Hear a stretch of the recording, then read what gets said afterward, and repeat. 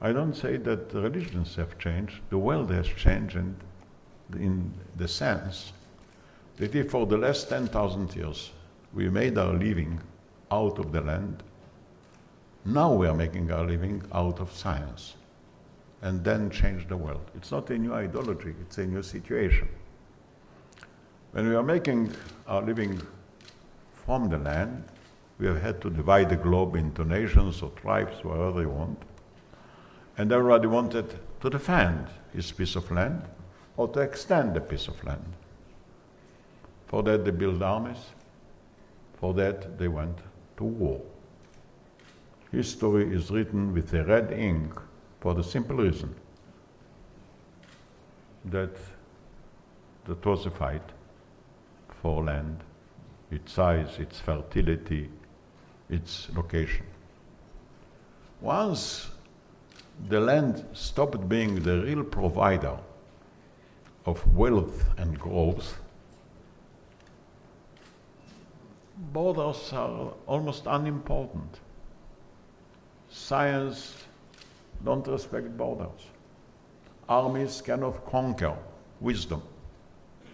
Police cannot check what is in the mind of a scientist when he crosses the custom. It's global, it's open, it's competitive, it's independable.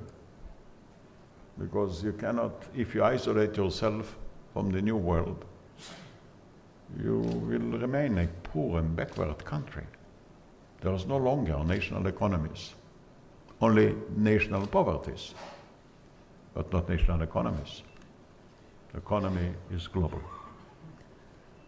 And many of the Arab countries, there are already some on their way, that understand that they have to join in the new age. President Bush tried to introduce your democracy. It wasn't a great success for two reasons. The religious people said, democracy is another religion, and we Muslims are not going to convert to democracy. We have our own structure, our own discipline, our own way of life. And secondly, to go to a king and tell him, today you are king, why wouldn't you run for elections? It's like coming to a Turkey and inviting him to participate in a Thanksgiving party. Who will go? Will stop being a king, who he'll be elected?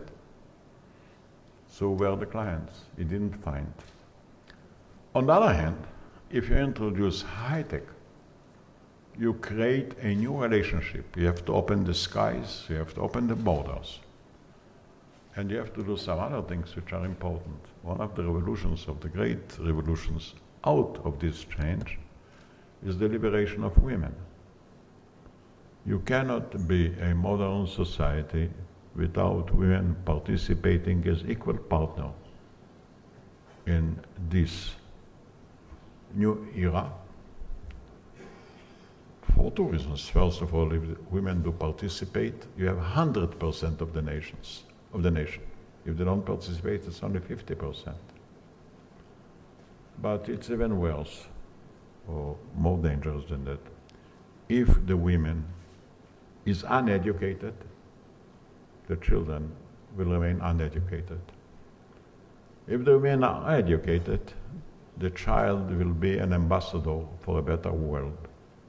If they're uneducated, the child may be a victim of an old age. And there's no contradiction between religion and science. Now, you know, we have Arab citizens in Israel, and we are sincerely interested that they will enjoy real equality, not just formal one. In the law, there is nothing of a discrimination against the Arabs. In fact, they are discriminated. Why?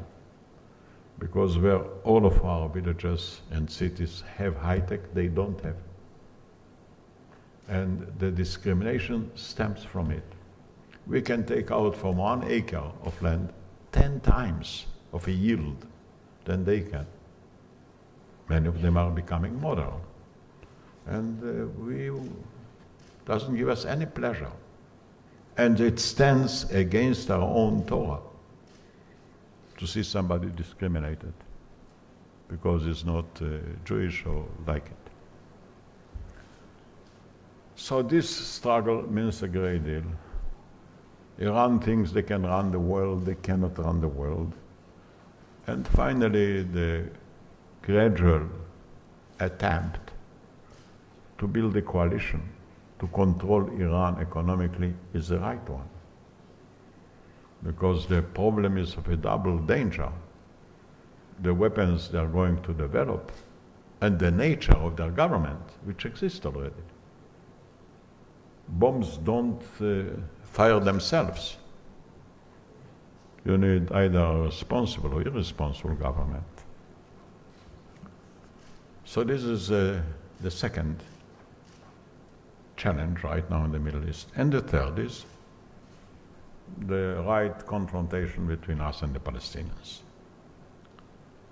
Look, it took us almost 6 years to overcome the ongoing historic debate within ourselves, if to aim for the whole of Israel or to agree to a partition and thus stopping to be the rulers of the Arab life, which again is against our own values. And today, a line majority of people from all parts agreed that the solution should be a two-state solution, which makes it easier. I don't say everybody agreed, but today I'm in all the major parties. The majority of the people are in agreement. Makes it easier. And actually, Gaza was left by us, unconditionally. And we are to this very day, we can't understand why once we left Gaza, they started to shoot at us. What was the reason for their shooting? What was the purpose by shooting? What did they want to achieve? That we should leave Gaza? We are out of Gaza. And actually what's happening too, I mean, in addition to the agreement to have a two-state solution, we enabling now the Palestinians to build a state of their own. I mean, the situation in the West Bank was changed. They are facilitated with the strengths to build an economy, and they are quite successful. The lights are burning at night in the West Bank. We wouldn't like to see any darkness. And the economy is growing 8%, very impressive. The mood has changed because until now, many people looked upon the peace conferences as a photo opportunity. Now they can see new buildings, you know, for the first time in the Palestinian history, they are building a city. And a very modern city, also by a younger generation. Because we agreed, Ben-Gurion agreed, to the partition offered by the United Nations in 1947. We got a small piece of land which actually contained more borders than territories. But he says, I am taking it. The Arab rejected it. They went to war. While we were defending ourselves, we also started to build a state without borders. In our Declaration of Independence, there is no references to borders whatsoever.